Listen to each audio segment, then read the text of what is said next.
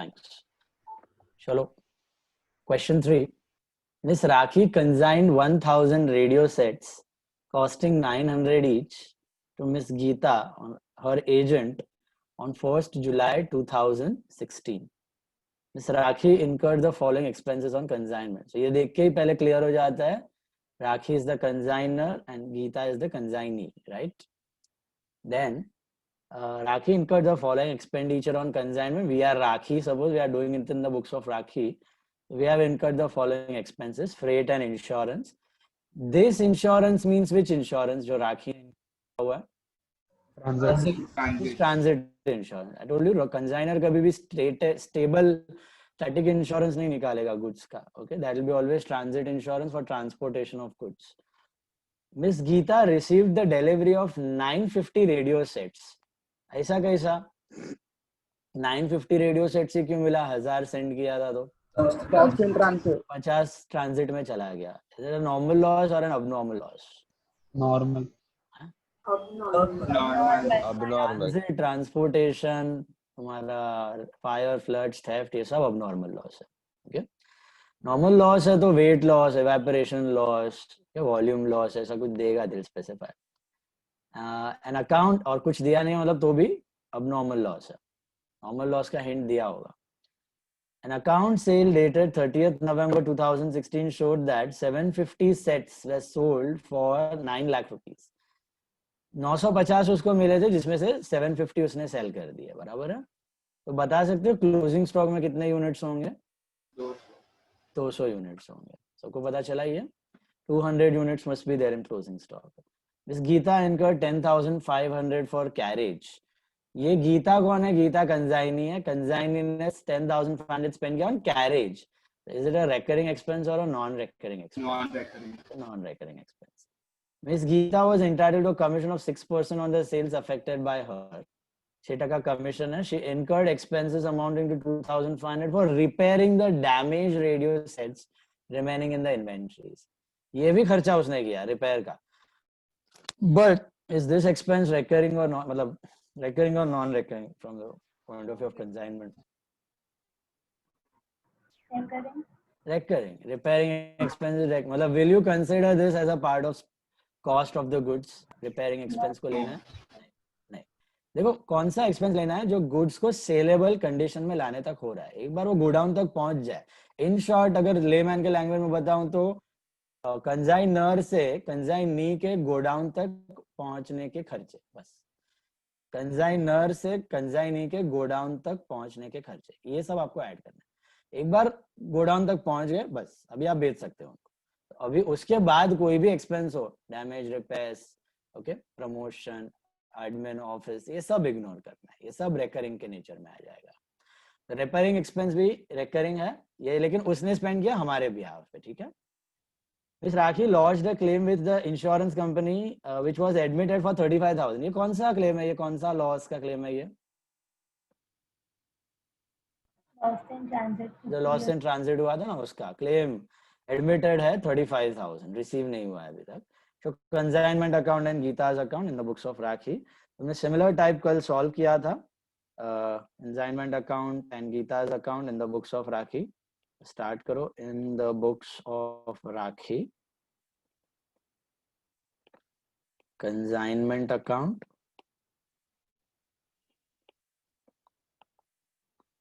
भी यहाँ पे डेट्स दिया है, लेकिन as I told you ledger में आप डेट्स नहीं करोगे तो एब्सोल्युटली फाइन, कोई जरूरत नहीं है. जर्नल करने को बोला बाय चांस तो आप डेट के थ्रू करना उसको. ठीक है. लेजर में डेट का कोई खास जरूरत नहीं है. तो सिंपल सा consignment account and Geeta's account, that is consignee's account.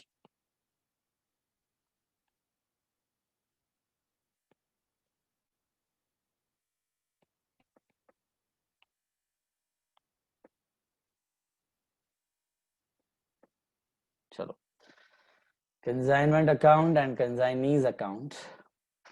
Let's begin. Tell me the first entry. 1,000 sets signed to Miss Geeta at 900 per set. Tell me. Consignment to goods sent on consignment account. So 2 goods sent on consignment account. How much? 1000 at a cost of 900. So that makes it 9 lakhs. These are goods sent on consignment. Goods sent on consignment. ठीक है, तो ये एक तरीके से हमने trading से कम किया और कंसाइनमेंट में दिखा दिया, बराबर है। Then miss Rakhi incurred the following expenses. हमारा एक्सपेंस है, हमारे बुक में क्या एंट्री होगा? Consignment to bank. Expense to bank होता है कि एक्सपेंस डायरेक्टली कंसाइनमेंट में डेबिट हो जाएगा, तो कंसाइनमेंट टू बैंक हमने क्या क्या इनकर किया है? फ्रेट एंड इंश्योरेंस 7650 प्लस 3250 कितना होता है total? 10,900. This is freight and insurance. Freight and insurance combined entry आप कर सकते हो, कॉमन है। Miss Gita received delivery of 950 radio sets. तो यहाँ पर ही आपका हिंट है वो कि आपके 50 यूनिट्स डिस्ट्रॉय हो गए हैं। जैसे आपको पता चले 50 यूनिट्स डिस्ट्रॉय हो गए हैं, तो आपको क्या कैलकुलेट करना पड़ेगा? What do you need to calculate? Loss, abnormal loss. abnormal loss का कैलकुलेशन करना पड़ेगा। याद है, 2 टाइप के लॉसेस होते हैं, नॉर्मल एंड abnormal। कुछ नहीं दिया है, मेजॉरिटी ऑफ द केसेस आपको abnormal लॉस ही मिलेगा। और abnormal लॉस क्या करना है? आपको रिमूव कर देना है, कंसाइनमेंट से निकाल देना है। जैसे आप ट्रेडिंग से निकाल के पीएनएल में डाल देते थे, अभी आपको कंसाइनमेंट से निकाल के पीएनएल में डाल देना है। ये लॉस कौन बेयर करने वाला है? Who will bear this loss? The seller, the buyer is going to bear this loss. The seller is obviously going to bear the loss. Okay, तो अगर नॉर्मल लॉस होता तो हम लोग बायर को चिपका देते यूनिट्स कम करके। ये abnormal लॉस है, तो let's calculate the value of abnormal loss. abnormal loss, abnormal loss को कैलकुलेट कैसे करने का? Ditto just like you do your closing stock. Closing stock के जैसे ही करना है, लेकिन इसमें कौन से कॉस्ट इंक्लूड करने हैं? पहला तो ओरिजिनल कॉस्ट ऑफ गुड्स, ये तो इंक्लूड करना ही है। तो ओरिजिनल कॉस्ट ऑफ गुड्स कितना था अपना? 9 लाख रुपीस था। वो 900,000 यूनिट्स पे था। 9 lakh rupees was on 1000 units, तो अपने को चाहिए कितना? 50 यूनिट्स पे कितना होगा? तो 45,000 आ रहा है। ये 45,000 मिला आपको। और क्या करना है? What else are you supposed to do? Expenses कौन सा? Consignors non recurring expense. Consignors non recurring expense, इसका प्रोपोर्शनेट वैल्यू भी ले लेना है।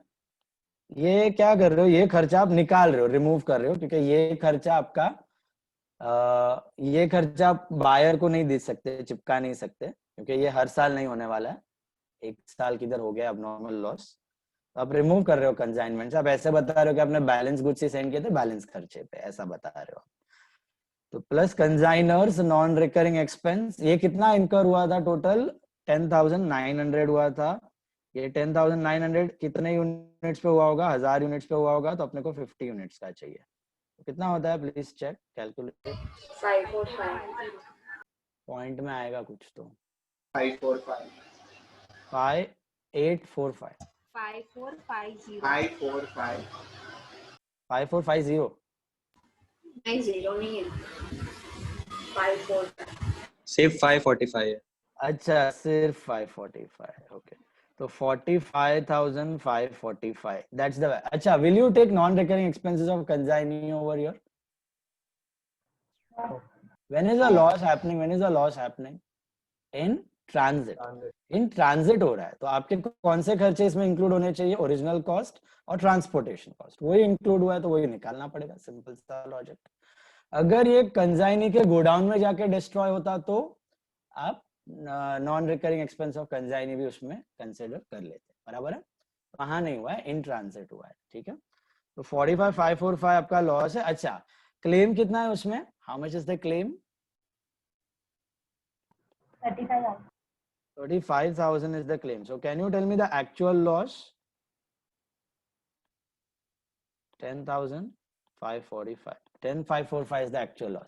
कल मैंने एक अलग मेथड से आपको बताया था, बाय abnormal loss करके, एक abnormal loss अकाउंट ओपन करके, बाय बैंक क्लेम रिसीव्ड और बाय पीएनएल किया था. फिर आर्यन ने अपने को बताया था कि एक और मेथड है, हम लोग क्रेडिट साइड पे डायरेक्टली कर सकते हैं क्या, तो हम लोग एब्सोल्युटली कर सकते हैं. तो यहाँ पे मैं आपको क्रेडिट साइड वाला डायरेक्ट मेथड बता रहा हूँ. तो इधर ही आप लिख दो by insurance claim, by insurance claim 35,000. This is claim admitted, and by profit and loss account. This is your actual abnormal loss transferred, that is 10,545. okay, this way also you can show. या फिर कल हमने जैसे बताया पूरा 45,545 निकाल दो bye abnormal loss कर, देखो यही आएगा, नेट इफेक्ट सेम आएगा. बाय abnormal लॉस करके 45,545 दिखा दो, और फिर abnormal लॉस में क्रेडिट साइड बाय क्लेम, क्योंकि लॉस कम हो गया, बाकी का पीएनएल. जो हम लोग एंट्री करते हैं ना, loss by fire, insurance claim to goods loss by fire, तो ये वही है goods loss by fire. Goods loss by fire में क्या आता है, पहले तो बाय गुड्स का इधर टू ट्रेडिंग की जगह to consignment, and then by loss and by claim, by loss and by claim. That is a normal method. This is additional another way of doing that. ये किया ना तो आपको abnormal loss account open करने की जरूरत नहीं है. इफ यू फॉलो दिस तो आपको abnormal loss account, insurance claim कुछ दिखाने की जरूरत नहीं है, डायरेक्टली इधर से खत्म हो जाएगा. इंश्योरेंस क्लेम ये बाय पीएनएल के जगह बाय अबनॉर्मल लॉस भी दिखा सकते हो, then also it is fine. Okay, by insurance claim के जगह बाय अबनॉर्मल लॉस, फिर अबनॉर्मल लॉस में वापस बाय पीएनएल, तो पीएनएल में ट्रांसफर हो गया. Got it. अल्टीमेट इफेक्ट ये है कि ये कंसाइनमेंट से रिमूव होके पीएनएल में बैठ रहा है. तो लॉस इसमें 10,545 है और बाकी का 35,000 क्लेम है, एसेट में चला जाएगा रिसीवेबल के जैसे. Is it clear? Abnormal loss all of you got it?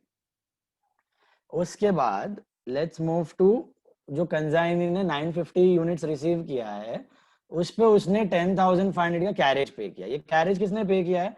Gita ने पे किया है, कंसाइनी ने पे किया है. तो हमारे बुक में क्या एंट्री होना चाहिए इसका? कंसाइनमेंट अकाउंट डेबिट, मेरा एक्सपेंस, गीता ने पे किया. Consignment to Gita account, carriage 10,500. Consignment to Gita carriage 10,500. got that? Consignment to Gita carriage 10,500. ठीक है. करस्पॉन्डिंग एंट्री गीता अकाउंट में नीचे कर सकते हैं by consignment account 10,500. Then what do we have? Miss Gita is entitled to 6% commission, लेकिन वो कब पता चलेगा? सेल होने के बाद. पहले आपको सेल की एंट्री करनी पड़ेगी. हाँ दिया हुआ है 750 sets were sold for 9 lakhs. तो क्या एंट्री करेंगे उसका? गीता ने सेल कर दिया, तो कंसाइनमेंट होता है, मेरा इनकम उसने रिसीव किया, तो consignee to consignment, 750 sets sold, this is 9 lakhs, and corresponding entry by Geeta account consignment में, that is 9 lakhs. okay, consignment sales. इसके बाद कमीशन देना है उसको 6%, ये पेएबल दिखा देंगे हम. तो कंसाइनमेंट मेरा एक्सपेंस टू आउटस्टैंडिंग, इसको देना बाकी है, गीता को देना बाकी है, तो consignment to Gita commission at the rate of 6% on 9 lakhs.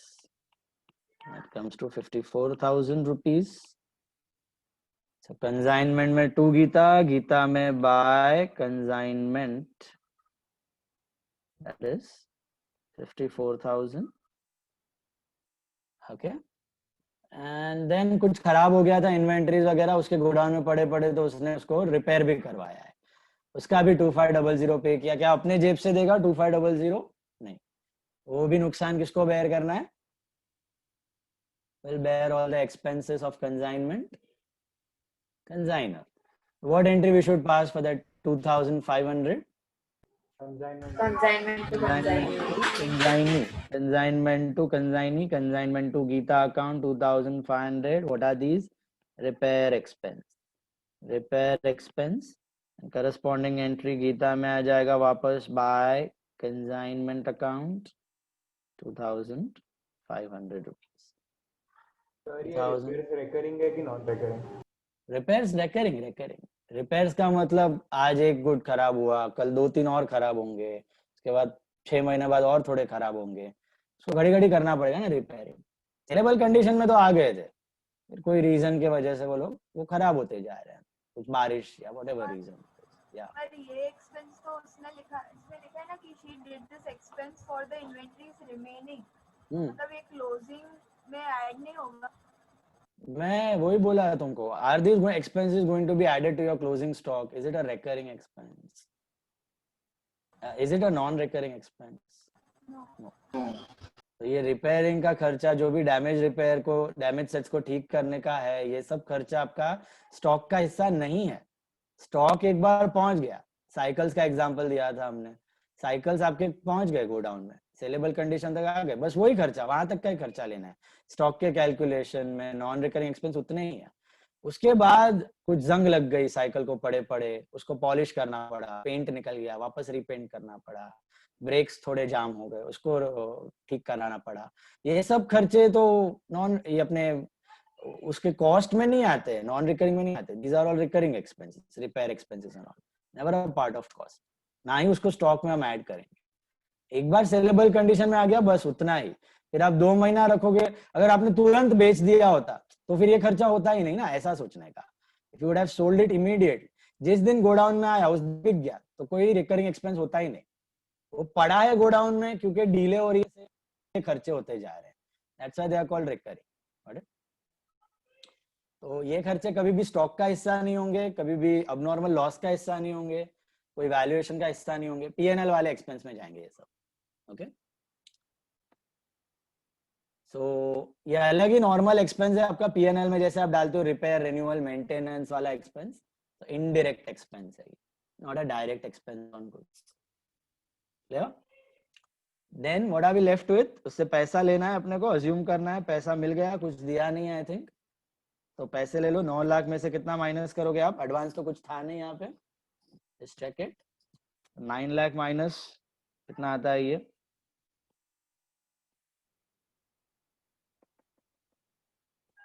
By bank account 833,000.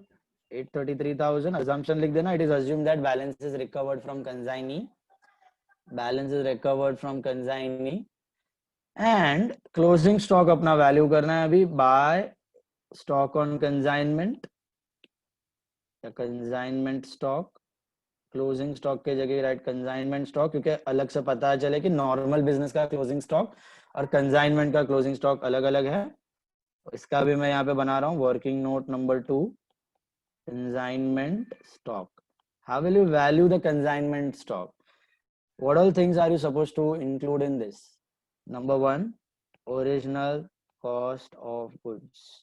Original cost of goods proportionate. अभी आपको पता है कितने यूनिट्स हैं? Units of closing stock.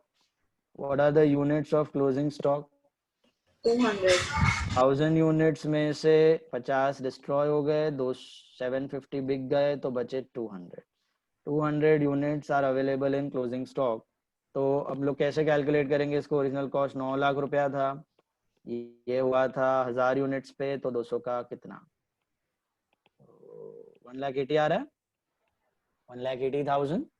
Then और क्या ऐड करना है इसमें? अभी add non recurring expense of consignor, right? Non recurring expense of consignor ये ऐड हो जाएगा आपका. ये कितना हुआ था? 10,900 हुआ था, ऑन 1000 यूनिट्स हुआ था, तो 200 का कितना? ये बताओ जरा कितना आ रहा है? 2180 आ रहा है. और भी कुछ ऐड करना है कि खत्म?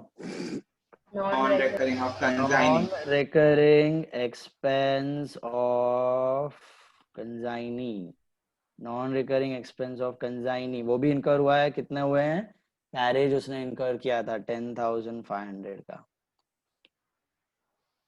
10,500 का कैरेज इनकर किया था, लेकिन लेकिन लेकिन लेकिन ये 10,500 का कैरेज उसने कितने यूनिट्स पे पर किया है? 950 यूनिट्स पे किया है. Why not 1000? क्योंकि उसको मिले ही 950 थे, उसको मिले ही 950 यूनिट्स थे, तो ऑब्वियसली 950 यूनिट्स पे इनकर हुआ है, तो 200 का कितना? अगर 1000 मिले होते तो कैरेज बढ़ जाता, ऑब्वियसली ज्यादा खर्चे होते, है ना. ये ज्यादा खर्चा नहीं हुआ है, कम खर्चा हुआ है यहाँ पे. Raunak Sanghvi, please pay attention. Okay, so 950 units पे ये खर्चा हुआ है, तो 10,500 upon 950 into 200, how much that comes to? 2211. 2210. 0 के 11 जीरो ही ले लो, बेटर पड़ेगा. 2210.5 आ रहा है, हाँ, तो 10 0.5 है ना, तो rounded off to higher side बराबर. 1,82 प्लस 2 1,84 391 180. अरे बाप, हाँ बराबर है क्या? Is it correct? 184,391. 184,391 is the value of closing stock. 184,391.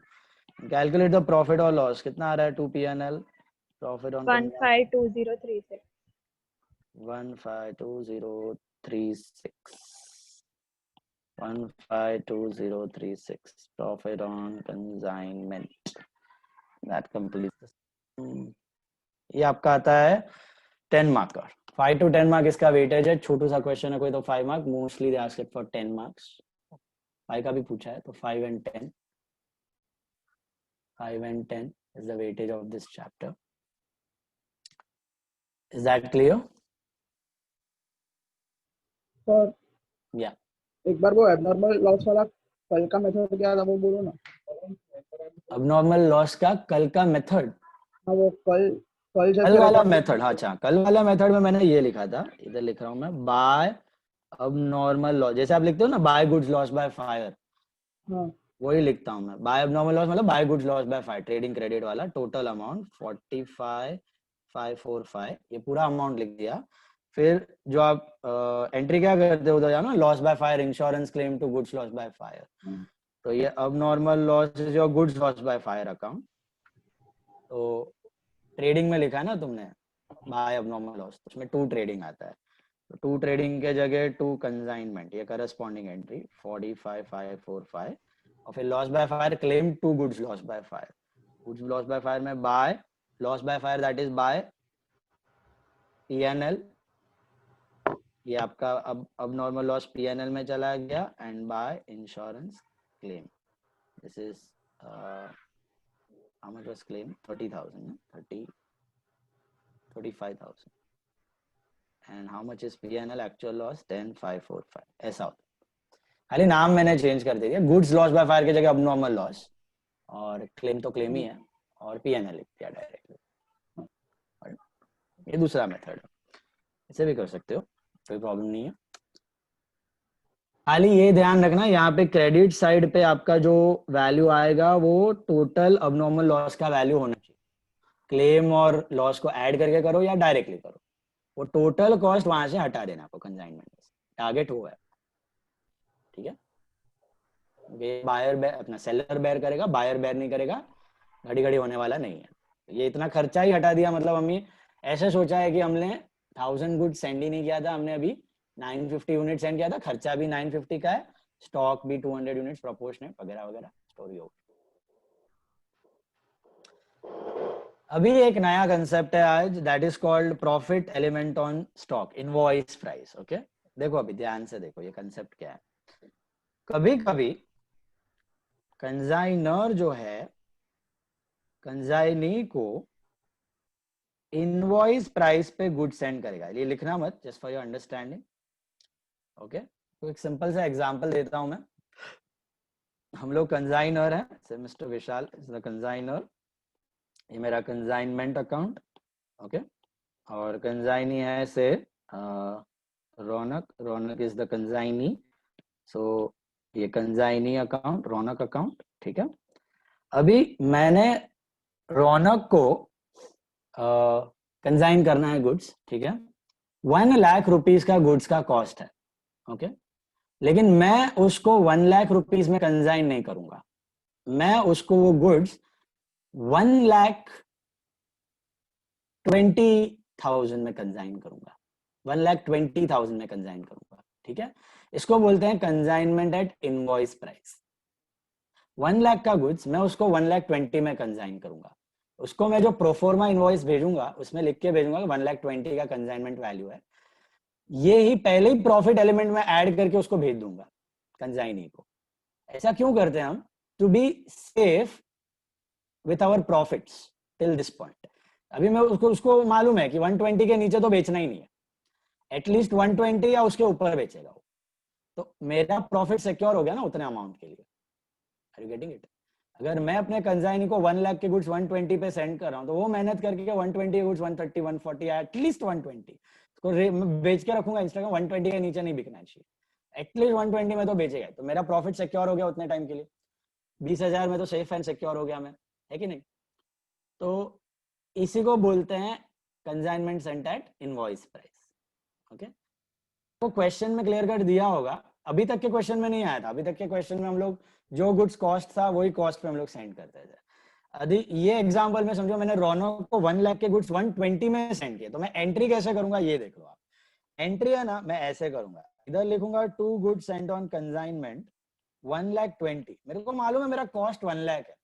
Ideally I am suppose to write invoice price और कॉस्ट प्राइस ओवर हियर। मैं क्या लिखना, मेरे को क्या लिखना चाहिए इधर डेबिट साइड पे? What am I suppose to write? Cost price I am suppose to write, because whenever sale will happen, sale minus cost will give me my profit, right? वो मेरे को प्रॉफिट आने ही वाला है, तो I am actually suppose to write only my cost price, but क्योंकि मैंने उसको इनवॉइस प्राइस पे कंजाइन किया है, इनवॉइस प्राइस पे कंजाइन किया है, तो मेरे डिटेल, मेरे इंफॉर्मेशन के लिए मैं यहाँ पे इनवॉइस प्राइस लिख के रख दूंगा। कभी कभी डायरेक्टली कॉस्ट भी लिख देते हैं मैनी कंजाइनर्स, उनको पता है कि उनका इनवॉइस प्राइस क्या है, रफ डेटा में पड़ा हुआ है, तो डायरेक्टली कॉस्ट से भी सॉल्व कर सकते हैं। बट थियोरिटिकल पर्पस के लिए आपको ये याद रखना पड़ेगा, जब भी आपने इनवॉइस प्राइस पे सेंड किया है तो आपको इनवॉइस प्राइस यहाँ पे रिकॉर्ड कर देना, ठीक है। तो ये इनवॉइस प्राइस 1,20,000 हुआ। अभी इमीडिएटली एक रिवर्सल एंट्री आप करोगे, by goods send on consignment 20,000, इसको बोलते हैं loading cancelled. Loading cancel, cancellation of loading, loading मतलब प्रॉफिट, तो मैंने प्रॉफिट कैंसल आउट कर दिया। तो instead of passing 1 entry I am passing 2 entry, ले दे के मैं यही कर रहा हूँ, सीधा खाने के बदले ऐसे। Is this clear? 1 लाख से ही डेबिट कर रहा हूँ मेरा कंसाइनमेंट, बट खाली इंफॉर्मेशन दिखाने के लिए कि मैंने 120 पे सेंड किया हुआ है, तो 120 से डेबिट करूंगा और इमीडिएटली 20 से क्रेडिट कर दूंगा। इसका मतलब समझा क्या हुआ? 120 से डेबिट हुआ, 20 से क्रेडिट हो गया, नेट इफेक्ट क्या हो गया? 1 लाख का, तो वापस कॉस्ट पे आ गया। समझ में आ गई बात? पर सर ये करने का मतलब क्या है? उससे अच्छा उसको कंसाइनी को ही बोल दे तो कि मिनिमम इतना है। कंसाइनी को तो बोला हुआ है, अपने अपने रिकॉर्ड के लिए हम लोग ऐसे रिकॉर्ड करते हैं। मैंने तुमको बोला ना, अगर हम लोग रफ में वो रिकॉर्ड कर देते हैं 120 का, तो ये भी करने की जरूरत नहीं है। You need not do this. You can record directly GSOC 1 lakh rupees cost पे रख सकते हैं। If you are clear with the data, आपके पास अलग रफ डेटा और ये डेटा बराबर आप मैनेज कर पा रहे हो, तो कॉस्ट पे रिकॉर्ड कर दो, no problem at all. Theoretical purpose के लिए अगर आपको प्रॉब्लम में इनवॉइस प्राइस है तो आपको ये 2 एंट्रीज के थ्रू ही जाना पड़ेगा, ठीक है। प्रैक्टिकली आप डायरेक्टली कॉस्ट वगैरह पे डायरेक्टली करके भी वो पॉसिबल हो सकता है, वहां जरूरत नहीं कि हर बार आपको इनवॉइस प्राइस लोडिंग दिखाना है, ठीक है। थियरी में करना पड़ेगा, क्वेश्चन में तो करना पड़ेगा यहाँ, ठीक है। अभी बाकी सब चीजें सेम, खर्चा हो गया, व्हाटएवर खर्चा हो गया, समझो मैंने कैरेज पे किया, ट्रांसपोर्ट पे किया, फ्रेट पे किया, सब मिला के समझो 30,000 रुपए और पे कर दिए मैंने, ओके।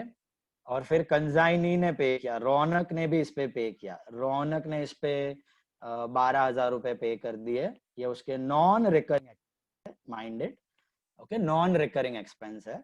और रौनक ने कुछ रिकरिंग एक्सपेंस भी पे किए हैं, समझो 10,000 रुपए के, ये उसके रिकरिंग एक्सपेंस है, रिकरिंग एक्सपेंस है।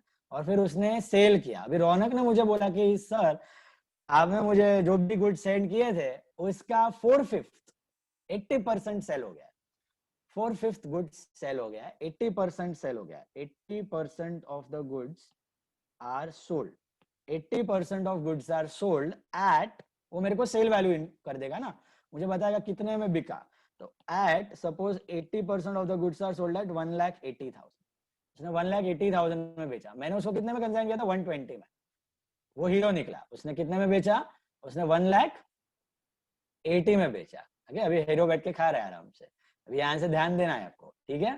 तो 1,80,000 में बेचा है आपने, ये वाला कंसाइनमेंट। ओके, कितना फ्रीडम मिल जाता है यार, क्लास में छुप छुप के खाना पड़ता है, इधर बिंदास सब चालू है। अभी लिसन, 1,80,000 में आपने सेल किया, तो what will be the entry for this, what will be the entry for this, consignee to consignment, consignee to consignment, तो यहाँ पे आ जाएगा by Raunak, by Raunak it should be 1,80,000। यहाँ तक क्लियर है सबको? बाकी सब चीजें सेम है, खाली मैंने प्रॉफिट एलिमेंट का रिवर्सल एंट्री शुरू में कर दिया है, ठीक है। वहां पे आपको प्रॉफिट एलिमेंट नड़ेगा, अगर क्वेश्चन में इनवॉइस प्राइस पे आपने सेंड किया है तो दो ठिकाने पे आपको प्रॉफिट एलिमेंट नड़ने वाला है, उसका ध्यान रखना है। नंबर 1, शुरुआत में कॉस्ट पे कन्वर्ट करने के लिए आपको प्रॉफिट रिवर्स करना पड़ेगा। नंबर 2, जब आप क्लोजिंग स्टॉक वैल्यू करोगे, अब मैं उस पे भी आता हूँ, पहले बेचारे को थोड़ा कमीशन दे दो। कमीशन का एंट्री क्या होगा यहाँ पे, consignment to consign, right, consignment to Raunak account, इसको कमीशन देना है। लेट अस से आई एम गिविंग 10% कमीशन, 18,000 रुपए कमीशन दे दिया मैंने उसको, जहां तक सब चीजें सेम है। इसके बाद आपको क्लोजिंग स्टॉक वैल्यू करनी होगी, ये रौनक अकाउंट में सेम करस्पॉन्डिंग एंट्री आएगी और पैसा रिसीव करना है आपको, जो भी पेंडिंग अमाउंट है वो स्ट्रक्चर सेम है, I am not passing the corresponding entries, ठीक है। अब क्लोजिंग स्टॉक कैसे वैल्यू करोगे, मुझे जरा सोच के बताओ, क्लोजिंग स्टॉक में कितने यूनिट्स तो नहीं पता यहाँ पे, तो कितने गुड्स है? 1/5 तो होंगे ऑब्वियसली, 80% सेल हो गए हैं तो 1/5 सेल हो गए तो 1/5 होंगे। यस और नो, अग्री और डिसएग्री? यस, ठीक है। अभी ये क्लोजिंग स्टॉक वैल्यू करते वक्त, क्लोजिंग स्टॉक कौन से प्राइस पे वैल्यू होता है, कॉस्ट प्राइस या इनवॉइस प्राइस या सेलिंग प्राइस, कौन सा प्राइस पे होता है? Cost price. Can you tell me what was the original cost of the goods? 1 lakh. Original cost of the goods was 1 lakh. तो आपको कैलकुलेट कैसे करना है, आप दो तरीके हैं, मैं आपको दोनों बता रहा हूं। पहले आप 1 लाख से करते हैं, चलो। तो 1 lakh was the original cost, तो ओरिजिनल कॉस्ट का 1 लाख था, 1 लाख का 1 लाख ले लूं क्लोजिंग स्टॉक में? नहीं, उसका 20%, ठीक है, 20% बचा है, तो 20,000 plus non recurring expense of consignor, कितना इनकर हुआ था? 30,000, 30,000 का भी 20%, that is 6,000। All of you with me? Plus क्या, कंसाइनी का भी नॉन रिकरिंग एक्सपेंस, कंसाइनी का भी नॉन रिकरिंग एक्सपेंस कुछ हुआ था, रौनक का नॉन रिकरिंग एक्सपेंस, यस, 12,000, 12,000 का भी 20%, कितना होता है ये? 2,400। ये आपको मिल गया कॉस्ट का वैल्यू, स्टॉक का वैल्यू 28,400 रुपीज। ये समझ में आ गई बात? ऐसे ही आप कर रहे थे हर एक सम में, ऐसे ही मैंने बताया आपको करके। लेकिन जब आप रिकॉर्ड करोगे ना, तब आप उसको कॉस्ट पे डायरेक्टली रिकॉर्ड नहीं करोगे। अगेन प्रैक्टिकली कर सकते हो, डेटा साइड में पड़ा हुआ है, रेडी है, नो इश्यूज। लेकिन अगर आपको जानना है कि भैया कंसाइनी के पास कितने इनवॉइस प्राइस के गुड्स थे, तो आप क्या करोगे, इसको भी इनवॉइस प्राइस पे कन्वर्ट करोगे। इस 28,400 को आप इनवॉइस प्राइस पे कन्वर्ट करोगे, ठीक है। कैसे कन्वर्ट करोगे? देखो बहुत सिंपल है, ये आपका कॉस्ट हो गया 28,400। आप देखो यहाँ पे टोटल गुड्स पे, टोटल जो आपने सेंड किया था उस पे टोटल प्रॉफिट कितना था? लोडिंग 20%। ये रहा 20,000, शुरुआत में है आपके पास 20,000, right. 20,000 was the total profit on all the goods. तो इसमें से स्टॉक वाले गुड्स पे कितना प्रॉफिट रहेगा? 20%। सबका 20% है तो इसका भी 20% ना। आप क्या करोगे, लोडिंग का भी 20% ले लो, लोडिंग का भी प्रोपोर्शनेट ले लो। कितना होता है? 20,000 का 20%, विच इज 4,000। तो मतलब अगर मैं आपको पूछूं कि इस गुड्स का स्टॉक का कॉस्ट कितना है, कॉस्ट कितना है, जो कंसाइनी के पास गुड्स पड़ा हुआ है उसका कॉस्ट प्राइस क्या है, तो कॉस्ट प्राइस ये है 28,400, agree. But if I ask you what is the invoice price, मतलब जो प्राइस पे आपने सेंड किया था उसको, जो प्राइस पे आपने सेंड किया था वो प्राइस क्या है? What is that price? 32,400. 32,400 है। ये आईपी हो गया, इनवॉइस प्राइस हो गया।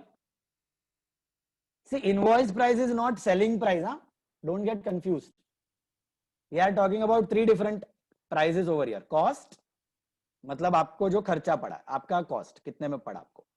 इनवॉइस प्राइस मतलब आपने जो भाव पे उसको सेंड किया 20% ऐड करके। और सेलिंग प्राइस मतलब वो जो भाव पे उसने बायर को बेचा, that is selling price. Selling price का तो बात ही नहीं चालू है यहाँ पे। शुरू में मैंने 120 और 20 उसको रिवर्स करके कॉस्ट पे लाया। एंड में मेरा closing stock cost price is 28,400, लेकिन आईपी है इसका 32। आईपी 32,400 कैसे मिला, ये समझ में आ रहा है आपको?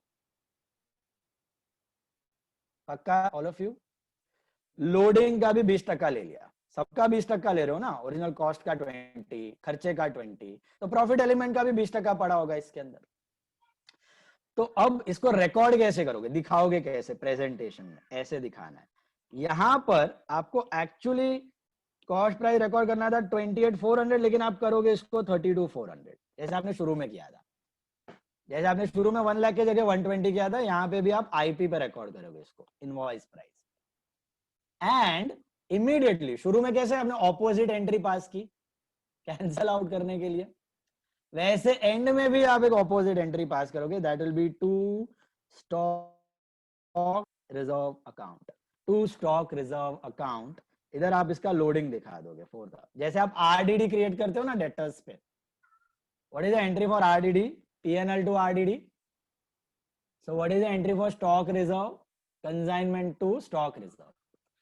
एक्सपेंस डेबिट किया और अलग से रिजर्व क्रिएट करके लायबिलिटी फॉर्म में दिखा दिया। सेम प्रेजेंटेशन बैलेंस शीट में, अभी बैलेंस शीट आपको है नहीं, बट बैलेंस शीट में डेटर्स में से कैसे आरडीडी माइनस करके दिखाते हो। आप क्या बोलते हो कि भैया इतने डेटर से पैसा नहीं आने वाला है, सावधान रहना, सचेत रहना। वैसे ही आप बता रहे हो कि बैलेंस शीट में स्टॉक बेच के आपको 32,400 जरूरी है कि मिले, ऐसा जरूरी नहीं है। एक्चुअल कॉस्ट प्राइस कितना है स्टॉक का? 28,400 है ना। तो बैलेंस शीट में आप यही दिखाओगे, स्टॉक 32,400 माइनस स्टॉक रिजर्व 4,000। जैसे आरडीडी डेटर में से माइनस करते हो, जैसे स्टॉक रिजर्व स्टॉक में से माइनस करके दिखा दोगे, दिखाओगे कॉस्ट पर ही। समझ आ रही है बात? You will show it at cost only, but थोड़ा लंबा रूट लेके, सीधा मेट्रो पकड़ के अंधेरी नहीं गए, वाया दादर गए। Is this clear? बेनिफिट क्या है? बेनिफिट खाली आपको एडिशनल इंफॉर्मेशन देता है और कुछ नहीं। सर वो 20,000 का एंट्री समझो ना वापस। ऊपर वाला? हाँ फर्स्ट वाला। फर्स्ट वाले में मेरा cost of goods was 1 lakh, तो मेरा खर्चा 1 लाख का ही है, मैंने 1 लाख का ही गुड्स उसको कंसाइन किया है।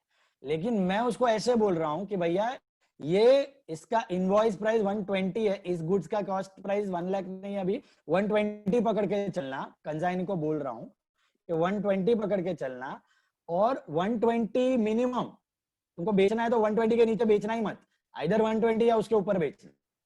तो ये हम सेफ हो गए ना उतने 20,000 के प्रॉफिट से। जब अभी हम सिक्योर्ड है कि भैया वो 120 के ऊपर ही बेचेगा, तो अपना profit is secured over there 20,000 का एटलीस्ट। तो हम लोग क्या करेंगे, उसको जब सेंड करेंगे तो अपने अकाउंट में हम लोग डेबिट करेंगे पहले 120 से विथ प्रॉफिट, इनवॉइस प्राइस पे दिखाएंगे। और फिर अपने को तो मालूम है कॉस्ट तो खाली 1 लाख है, जो सेल में होने वाला है वो सेल यहाँ पे क्रेडिट हो जाएगा, उसमें प्रॉफिट पड़ा है, तो सेल माइनस कॉस्ट करके मेरे को प्रॉफिट दिखने ही वाला है कंसाइनमेंट अकाउंट में। अभी प्रॉफिट दिखाने की जरूरत नहीं है मेरे को, खाली मेरे इंफॉर्मेशन के लिए मैंने 120 दिखाया। मैं 1 लाख भी दिखा सकता, डायरेक्टली 1 लाख ही दिखाना है, बट 1 लाख तुमको थियोरी में डायरेक्टली नहीं दिखा सकते, तो तुमको पहले 120 दिखाने का और फिर उसका प्रॉफिट कैंसिल कर देने का, रिवर्स एंट्री करके, उसको बोलते हैं कैंसिलेशन ऑफ प्रॉफिट। 120 और इधर 20, तो नेट इफेक्ट आपने 1 लाख का दे दिया। So the cancellation of profit will be regarded as an expense ना? No, income. ये एक्सपेंस है आपका 120, आपने 120 का एक्सेस एक्सपेंस दिखाया, उसमें से वो 20 नलिफाई कर दिया तुमने, एज एन इनकम दिखाया। समझा? हद से ज्यादा एक्सपेंस दिखाया 120, पहले 1 लाख का ही खर्चा था और फिर 20 नलिफाई कर दिया। वैसे ही दूसरी बारी जब क्लोजिंग स्टॉक कैलकुलेट करने की बारी आएगी, तो क्लोजिंग स्टॉक आपका किस पे वैल्यू होता है? कॉस्ट पे। तो कॉस्ट प्राइस ही रिकॉर्ड करना है। डायरेक्टली कॉस्ट करोगे ना तो भी प्रॉफिट लॉस सब सेम आएगा, कर सकते हैं, बट थियरी में नहीं। यहाँ पे आपको डिटेल में ये भी जानना है कि भाई उसके बाद जो कुछ पड़े उसका आईपी कितना, उसका आईपी इनवॉइस प्राइस इज 32,400। कैसा मिला 32,400, ये समझ में आ रही है आपको बात? आपने कॉस्ट पे पहले वैल्यू कर लिया जैसे आप नॉर्मली करते थे, फिर आपने लोडिंग ऐड कर दी उसमें, प्रॉफिट एलिमेंट ऐड कर दिया उसमें, और फिर वापस वही प्रॉफिट एलिमेंट यहाँ पे, इधर भी 4 नलीफाई हो जाता है एक्चुअली, लेकिन आपने दोनों जगह 4 ऐड करके दिखाया। इधर 4 ऐड किया, आईपी हो गया, इधर 4 stock reserve account, separate account बना दिया stock reserve, which is like RDD. इसको बोलते हैं अनरियलाइज्ड प्रॉफिट ऑन स्टॉक, इसका दूसरा नाम है अनरियलाइज्ड प्रॉफिट ऑन स्टॉक। मतलब ये प्रॉफिट रियलाइज नहीं हुआ है, आपको लगता है कि शायद होगा, उसकी कोई गारंटी नहीं है, इसलिए आप बैलेंस शीट में क्या करोगे, स्टॉक माइनस स्टॉक रिजर्व करके दिखा दोगे। आप बोल रहे हो कि मेरा स्टॉक 32,400 नहीं है, 4,000 घटा दो, इसकी एक्चुअल वैल्यू 28,400 है, तो इतने में भी बिका तो स्टॉक मत होना, मैंने पहले से रिजर्व बना के। एक्चुअल स्टॉक आपका कॉस्ट पे ही दिखेगा बैलेंस शीट में, स्टॉक माइनस स्टॉक रिजर्व पर। Is this clear? So this is how you show whenever you send your goods on invoice price. है कुछ नहीं, पूरा स्ट्रक्चर कॉस्ट पे ही है। अगर यही मैं ये 2 एंट्री करे बगैर इधर खाली 1 लाख से करूं और ये स्टॉक में ये 4,000 कट करके 28,400 करूं, still my profit loss will be same, nothing doing, no change. But whenever again I told you theoretical presentation, invoice price है, you need to show it, okay, for better present, more information. It is nothing but additional information, और कुछ नहीं। IP का logic clear है? अच्छा, cost, IP और selling price में फर्क समझ में आ रहा है आपको तीनों प्राइस का? Cost, IP and selling price. What is cost? अपना कॉस्ट, अपने को कितने में गुड्स पड़ा। What is IP? What is invoice price? Hello, cost plus profit. Cost plus profit, okay, cost plus profit करके जो हमने उसको सेंड किया है ना, हमारा पहले से ही सेफ सिक्योर वाला प्रॉफिट, तो आईपी मिलेगा। और what is selling price? Actual selling price का मतलब क्या है? The price at which the consignee is selling those goods to the buyer, that is your selling price. You get the difference? क्यों करते हैं वो समझा, कैसे करते हैं वो दिखा। एक छोटा सा प्रॉब्लम लेते हैं, उसके साथ वापस एक्सप्लेन कर देता हूं आपको। क्वेश्चन नंबर 13 ले लो सब लोग, please take out question number 13। Question number 13 देखो क्या दिया है। Question number 13, Mr. Green of New Delhi purchased 10,000 pieces of sarees at 100 per saree. Out of these 6,000 sarees were sent on consignment. अभी देखो आपको पूरा बैकग्राउंड से समा रहा है। 10,000 साड़ीज उसने खरीदा था, लेकिन उसमें से कंसाइनमेंट में कितना सेंड किया है उसने? 6,000 saris to mister White of Calcutta at a selling price of 120 per sari, at a selling price of 120 per sari, okay, but what was the cost per sari? 100। उसने सेंड किया उसको 120 रुपीज। तो कितना टका लोडिंग है उसमें, कितना टका प्रॉफिट ऐड करके भेजा है उसने? 20% on cost. 20% ऑन कॉस्ट का प्रॉफिट उसने ऐड करके सेंड किया। ये लोडिंग बोलते हैं, एक्स्ट्रा प्रॉफिट, जो पहले ही आप सेफ सिक्योर होने के लिए 20% में भेज रहे हो। The consignor paid 3,000 for packing and freight. Recurring or non-recurring? Non-recurring. Mr. White sold 5,000 sarees at 125 per saree. देखो व्हाइट को मालूम था 120 का टारगेट है, उसके नीचे तो बिकना ही नहीं चाहिए, तो उस भाई ने कितने में बेचा? 125 में बेचा, 5,000 सारीज, राइट। तो can you tell me closing stock में, कंसाइनमेंट के स्टॉक में कितने सारीज बचे होंगे? 1000। यहाँ पे कोई अबनॉर्मल लॉस का टेंशन नहीं है आपको। उसके बाद दिया कि an incurred 1000 as selling expenses, म्हणजे काय? रेकरिंग के non recurring? Recurring. And remitted 5 lakh to New Delhi on account. On account म्हणजे काय? फाइनल रेमिटेंस की in between? In between, on account remittance, okay, वो कभी भी दे सकता है पैसे, bank to debtor, bank to consignee. Mr. White is entitled to a commission of 5% on total sales plus a further commission of 20% of surplus realized over invoice. पढ़ो ध्यान से। He is entitled to 5% commission on total sales plus a further commission of 20% of surplus price realized over invoice price. Sales minus cost जो हम लोग ने invoice price पे भेजा उसका 20%. Did you get it? ये थोड़ा हम लोग कैलकुलेट करके दिखाएंगे जब हम आते हैं कमीशन पे. 125 minus 120 होगा 125 माइनस 120 ₹5 मतलब ₹5 में 20% नहीं, ₹5 into number of into number. हाँ टोटल जो भी ₹5. Yes perfect perfect perfect perfect. चलो क्या बनाना है आपने को? Consignment account in the books of Green and Green's account in the books of White. Green's account in the books of White मतलब कंसाइनी के बुक में कंसाइनर अकाउंट पूछा है. फिर 5 रुपीस पे भी 20% आएगा ना? हाँ ₹5 पे ही, but ₹5 into the number of units total ऐसा. हाँ उस पे 20% ना, मतलब 1 रुपी इंटू नंबर ऑफ. हाँ हाँ ₹1 into number of. Correct perfect. करते हैं हम लोग कैलकुलेट अभी. ग्रीन के बुक में भी करना है, उसके लिए हम लोग जगह छोड़ेंगे क्योंकि कंसाइनी के एंट्रीज अभी तक हमने किए नहीं है, तो leave some space. I will tell you. पहले तो स्टार्ट कर दो सम अपना. कंसाइनमेंट अकाउंट बनाना है in the books of mister green.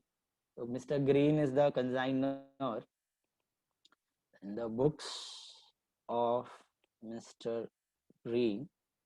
The books of Mr. Green. Consignment account. White का अकाउंट नहीं पूछा है. स्टिल ये सब में अगर आप व्हाइट का अकाउंट बना लोगे तो बेहतर होगा, क्योंकि आपको कंसाइनी के भी बुक्स में पूछा है, तो जब हम वो करेंगे तो आपको इजी पड़ेगा क्रॉस चेक करने के लिए. तो कंसाइनमेंट अकाउंट और व्हाइट का भी अकाउंट बना लो नीचे छोटू सा, तो अच्छा पड़ेगा. आपको पूछा नहीं है, बट दूसरे के बुक में पूछा है, तो आपको जब वो पढ़ाऊंगा तो रिलेट करना काफी इजी हो जाएगा आपके लिए. तो मिस्टर व्हाइट अकाउंट. ठीक है, तो कंसाइनमेंट अकाउंट में जाते हैं अभी फटाफट. और मुझे बताओ, इसने 10,000 सारी परचेज की थी, बराबर है? तो कितना लिखो? Goods send on consignment 10,000 into 100 कर दो 10 लाख. सही होगा? 6,000. ये 10,000 में से उसने कितना किया है? सिर्फ 6,000 किया है. ठीक है, तो अलर्ट रहना है आपको. तो 2 goods Saint on consignment account, 2 goods Saint on consignment account कितना आएगा बताओ? ये अभी आईपी पे भेजा उसने, इनवॉइस प्राइस पे भेजा है. दिख रहा है आपको? तो what should I do? 6,000 into what? Yes, 6,000 into 100 नहीं करना है आपको, 6,000 इंटू 120 करना है. एक के जगह 2 एंट्रीज करनी है, 2 शुरू में 2 एंड में. ये लफड़ा होगा आईपी की वजह से. आपका आईपी आ गया तो एक्स्ट्रा एंट्री करनी पड़ेगी, सॉरी, प्रॉफिट को नलिफाई करने के लिए. ठीक है, क्या फर्क हुआ, क्या फायदा हुआ? इन्फॉर्मेशन दिख रही है, ये पता चल रहा है कि आपने क्या प्राइस पे सेंड किया, कितना प्रॉफिट एलिमेंट है, दोनों दिख रहा है आपके पास. ओके, तो goods sent on consignment will be 7,20,000 over here. Immediately you will pass a corresponding entry by goods sent on consignment account. By goods sent on consignment account कितना? 6,000 सारीज पे 20 रुपया प्रॉफिट है, होता है 1,20,000. तो एक्चुअल कॉस्ट आपका 6 लाख ही है, ये दिमाग में याद रखना है. Cost of actual goods is only 6 lakhs. आपने उसको 720 बढ़ा चढ़ा के दे दिया और 1,20,000 उसमें प्रॉफिट एलिमेंट है. सेफ होने के लिए आपने भेज दिया उतना. ठीक है, these are goods sent on consignment. This is cancellation of profit या cancellation of loading भी लिख सकते हो. cancellation of profit या cancellation of loading या reversal of profit या reversal of loading. Okay, then what? खर्चा हो रहा है उसका 3,000 for packing and freight. So consignor के बुक में क्या होगा? Consignment to bank 3,000 rupees, packing and freight.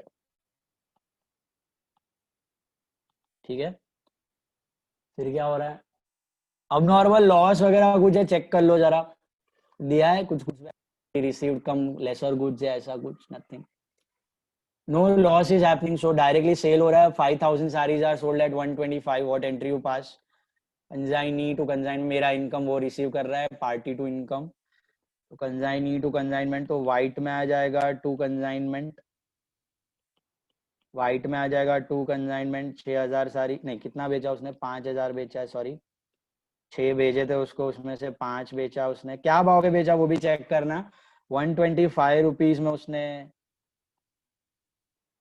बेचा है तो कितना होता है 125 5 625 होता है ना, नहीं हाँ 25 बराबर है 6,25,000 6,25,000 कंसाइनमेंट में आ जाएगा by White account, by mister White account 6,25,000। ठीक है, यहाँ तक समझ में आ रही है बात? These are consignment sales। अभी ये जो सेल हुए ना 6,25,000 ये 5,000 सारीज के हुए हैं। ठीक है, तो मेरे को जरा ओरली बताओ 5,000 सैलरी का 5,000 साड़ी का कॉस्ट प्राइस कितना है? 5 लाख। 5,000 साड़ी का इनवॉइस प्राइस कितना है? 6 लाख। 6 लाख। और 5,000 साड़ीज का सेल प्राइस कितना है? 6,25,000। तीनों चीजें दिख रही हैं आपको। 5,000 साड़ीज का cost price, invoice price, sale value. Cost price है 5,000 इंटू 100 5 लाख। आईपी है 5,000 इंटू 120 6 लाख। और एसपी है 5,000 इंटू 125 जितने में बेचा, दैट इज 625,000। ये बात समझ में आ गई आपको? अभी यहां पर तो सारीज दिया था ना यूनिट्स, तो बहुत इजी हो गया। अभी कभी यूनिट्स नहीं देगा, वो फ्रैक्शंस देगा। 80% were sold, 80% of the saris were sold. तो क्या करने का, सबका 80 ले लेने का, कॉस्ट का 80, आईपी का 80 और सेलिंग प्राइस को 80% मत लेना, वो 80% ही है ऑलरेडी। 80% का ही सेलिंग प्राइस दिया हुआ है आपको। अगर परसेंटेज दिया तो उसके हिसाब से करना, सिंपल मैथ है उधर, तो कॉमन सेंस अप्लाई करना है आपको। ये आपका सेल हो गया। इसके बाद क्या करना है अपने को, उसको कमीशन देना है। Is entitled to commission of 5% on total sales. तो पहले कमीशन की एंट्री कर देते हैं। सेलिंग एक्सपेंस भी अच्छा सेलिंग एक्सपेंस भी हुआ है उसका, कितना हुआ है सेलिंग एक्सपेंस? 1,000 रुपया। अच्छा वो स्किप हो गया। सेलिंग एक्सपेंस की एंट्री कर लो। कंसाइनमेंट टू, कौन है ये, गी White, consignment to White account. Selling expense हुआ है उसका, कितना हुआ है 1,000। These are selling expense, recurring expense। जितने टाइम तक गुड्स गोडाउन में पड़े रहेंगे वो रेकर होते रहेगा होते रहेगा होते रहेगा, तो आपको इनको कॉस्ट ऑफ गुड्स में कभी नहीं लेना है। तो बाय कंसाइनमेंट अकाउंट 1,000 रुपीज। ठीक है, उसके बाद ही रेमिटेड 5 लाख एज एडवांस। तो एडवांस की एंट्री कर सकते हैं हम लोग। What be the entry for advance? Bank to white.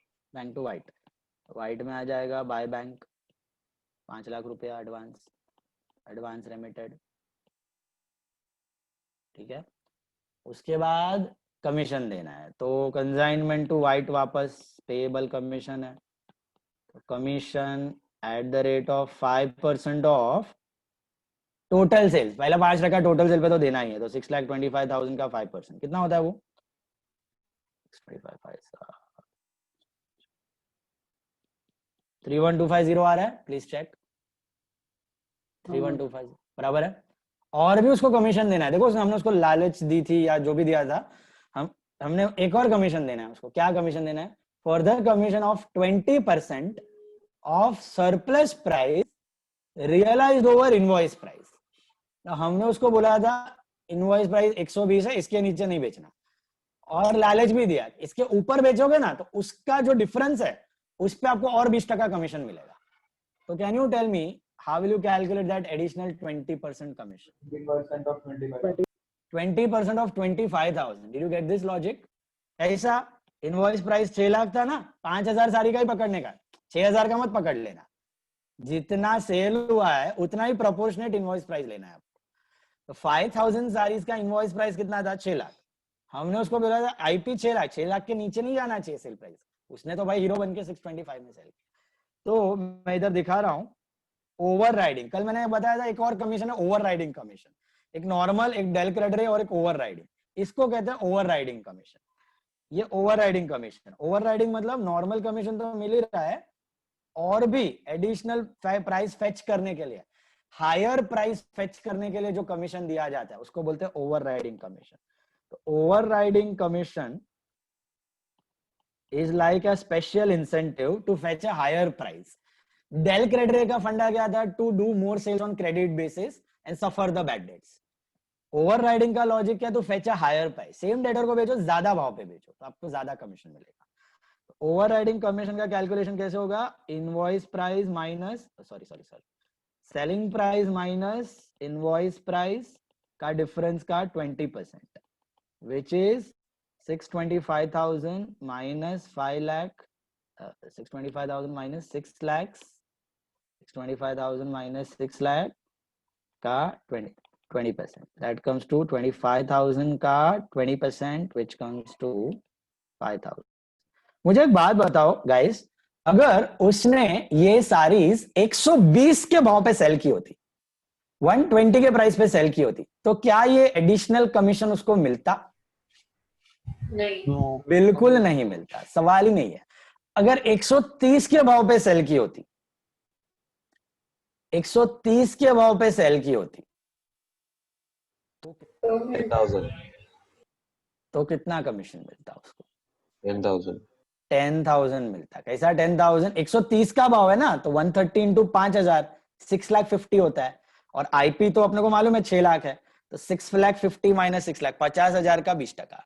You would have received 10,000 as overriding। तो ये भी आप इधर ऐड कर सकते हो, कमीशन तो कमीशन ही है, इधर commission at the rate of 20% of 25,000 which is equal to 5,000। तो टोटल कमीशन हो गया इसका 36,250।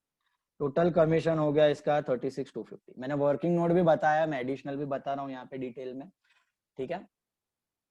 दोनों जगह कर सकते हो, या वर्किंग नोट डिटेल में दिखा दो और यहाँ पे आप डायरेक्टली कमीशन पेएबल दिखा के 36,250 लिख सकते हैं। बताओ, any doubt till this point? IP में सेंड किया, प्रॉफिट का लोडिंग रिवर्स किया, ये समझ में आया सबको? फिर एक्सपेंस सेल कमीशन, और क्या बचा? खत्म? पैसे ले लो भैया इससे। कितना पैसा लेना बाकी है? कमीशन की एंट्री कर दो इधर, बाय कंसाइनमेंट 36,250। कितना पैसा आएगा बताओ मुझे? कुछ दिया नहीं है तो अज्यूम करो आ गया। Final settlement remittance 625 minus credit 536 537 250 60 85 87,750 is the remittance. This is your final remittance. Got it? Final remittance. And ऊपर जाके क्या करना बाकी है? बताओ बताओ बताओ।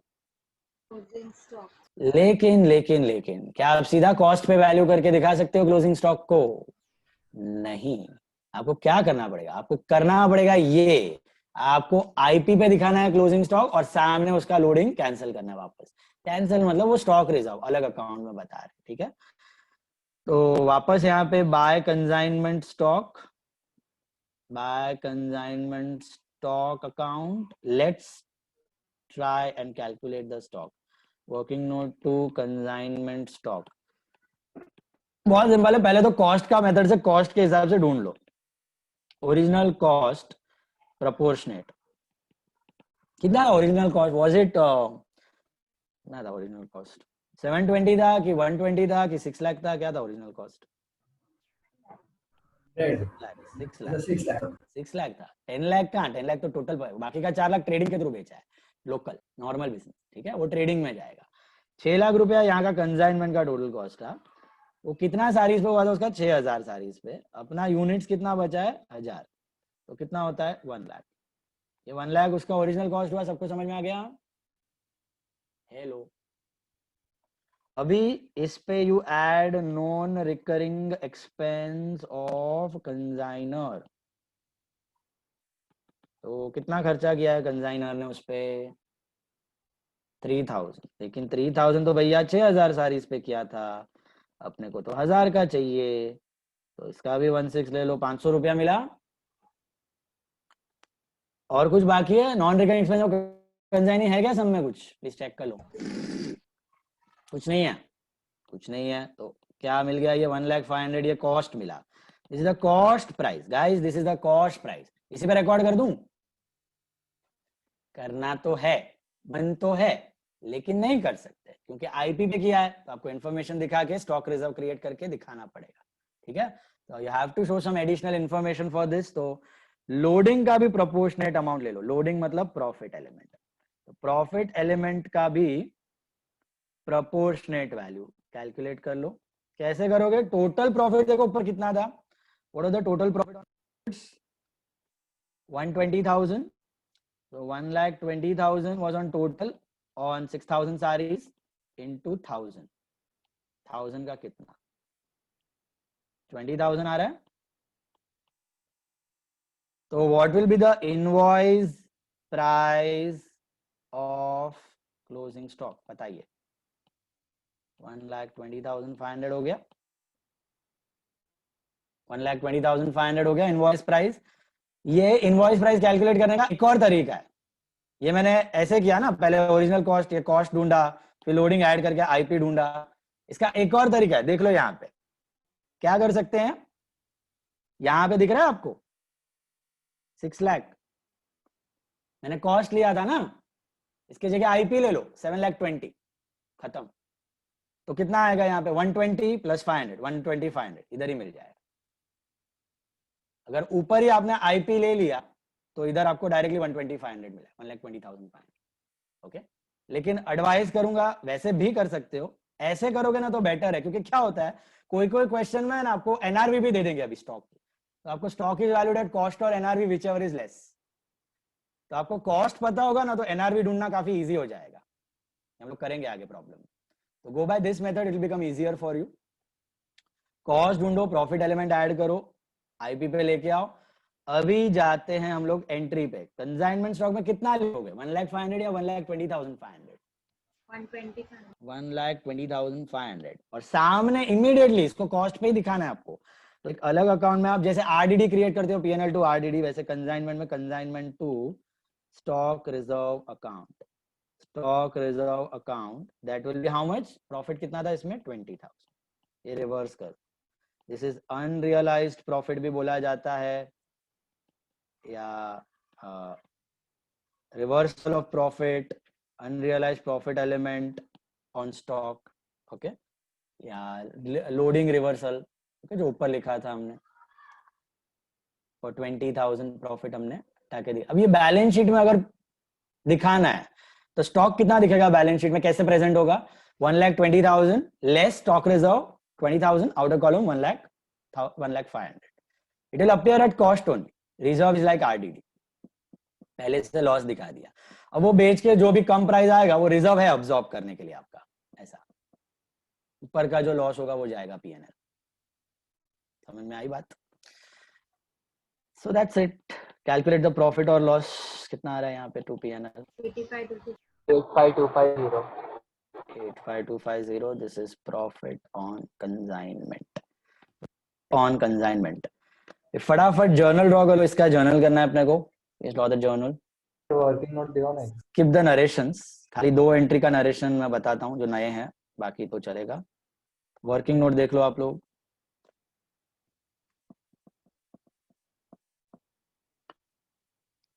जर्नल ड्रॉ कर लो फटाफट। ग्रीन के अकाउंट का स्पेस छोड़ना, सॉरी, ग्रीन के अकाउंट का, कंसाइनर का। हाँ वो उसके लिए स्पेस छोड़ देना, जर्नल के बाद छोड़ देना। कितना छोड़ोगे मैं बताऊं? आधा साइड, एक साइड छोड़ दो चलेगा, वन साइड भी, आधे साइड में ही हो जाएगा। वो हम लोग सब कंसाइनी का एक साथ उड़ाते हैं सभी, जैसे बीआरबीपी में कैसा ड्रॉवर का किया फिर ड्रॉई का किया, सेम सम। ऐसे कंसाइनी का तो इजी है बहुत, 4 एंट्री आएगा उसके पॉइंट ऑफ व्यू से सोचना है। सेल किया मैंने, उसका मैंने तुमने सामने वाले का इनकम रिसीव किया, तुमने सामने वाले का खर्चा पे किया, तुमने सामने वाले को पैसा दिया, खत्म।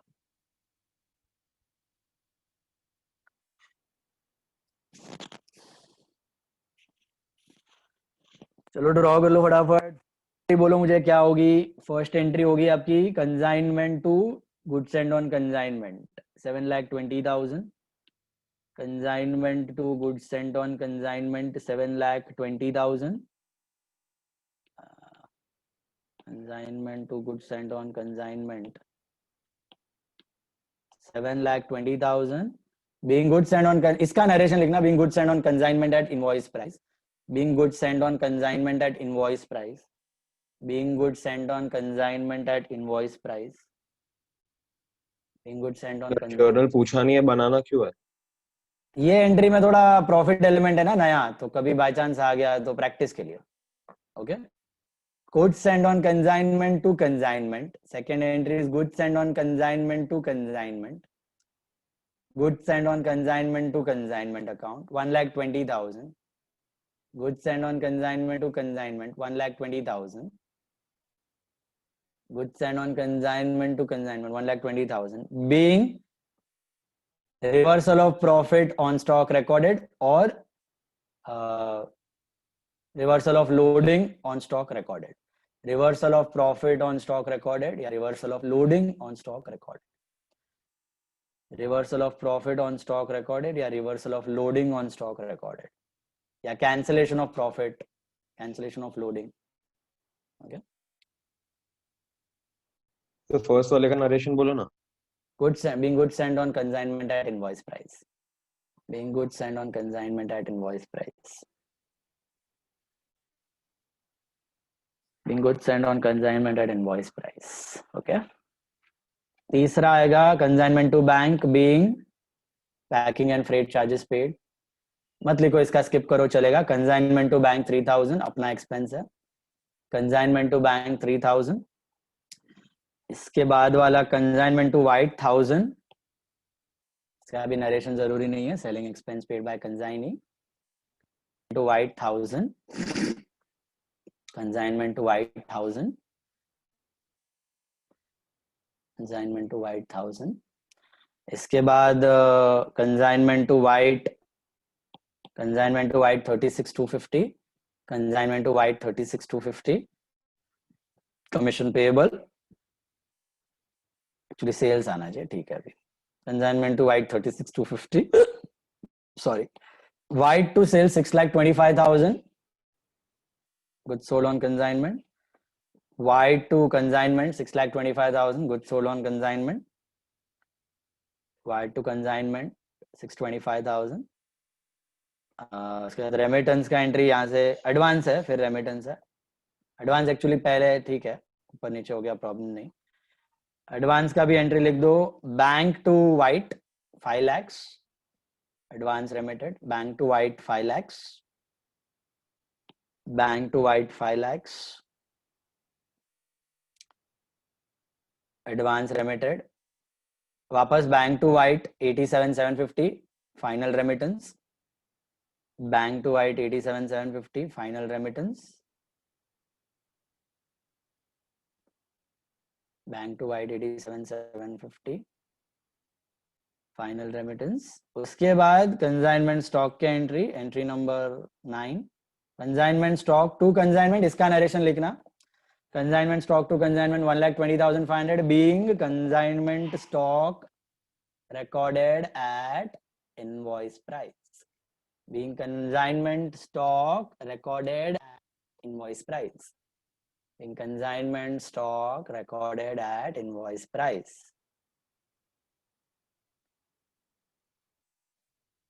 Consignment stock recorded at invoice price. Okay. उसके बाद 10th वाला consignment to stock reserve account 20,000. Consignment to stock reserve account 20,000. Consignment account debit to stock reserve account 20,000 being stock reserve created for unrealized profit element on stock. Being stock reserve created for unrealized profit element on stock. You can simply write being stock reserve created. तो भी चलेगा. Being stock reserve created for unrealized profit element on stock. Okay. आपको department account inter में है, FY में भी है अभी चैप्टर. एफवाई में क्या है, एसवाई में शायद. डिपार्टमेंट अकाउंट में भी ये यूज होगा कंसेप्ट स्टॉक रिजर्व का. जब भी आप इंटर डिपार्टमेंटल ट्रांसफर आईपी में करते हो तो उसके सामने स्टॉक रिजर्व दिखा देते हो ऑपोजिट एंट्री करके. कभी भी याद रखने का, स्टॉक रिजर्व क्या है, कुछ नहीं है. जब भी आपका स्टॉक है ना कॉस्ट पे वैल्यू नहीं हो रहा है, कॉस्ट पे ही होना चाहिए. तो कॉस्ट पे ना होता है, नहीं होता है, ज्यादा वैल्यू पे होता है, तो सामने उतना प्रॉफिट एलिमेंट का एंट्री आ जाता है नलिफाई करने. That is stock. Simple as that. Got it? 11th entry is for profit, consignment to P&L, profit on consignment transferred. And एक और एंट्री आएगी 12th entry, what is that? Consignment to PNL, वो तो किया ना यार, 11th entry consignment to PNL, profit on consignment transfer. एक और है, Goods sent to consignment to trading. हाँ, goods send to consignment, goods send on consignment to trading. कितना जाएगा goods send on consignment to trading? 720 ना? 6 लाख। 6 लाख जाएगा कि 720 जाएगा? ट्रेडिंग में से तो कॉस्ट ही निकलेगा ना। ट्रेडिंग में से कॉस्ट ही जाएगा ना। ये देखो ना ऊपर, आप कंसाइनमेंट अकाउंट बना के भी चेक कर लो, consignment account, goods send on consignment account ऐसा दिखेगा।